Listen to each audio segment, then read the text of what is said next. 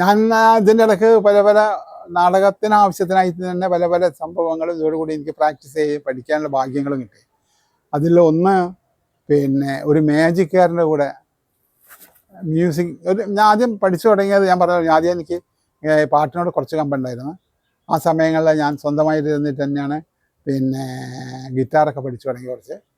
അവിടുന്ന് കുറച്ച് കഴിഞ്ഞപ്പോൾ എനിക്ക് ഒരു ജോമോൻ എന്ന് പറയുന്ന ഒരു ഡ്രമ്മറെ വെച്ച് കുറച്ച് ഋതങ്ങൾ പഠിച്ചു തുടങ്ങി. അങ്ങനെ ഞാൻ കുറച്ച് ജാസ് പ്ലെയറൊക്കെ ആയിരുന്നു.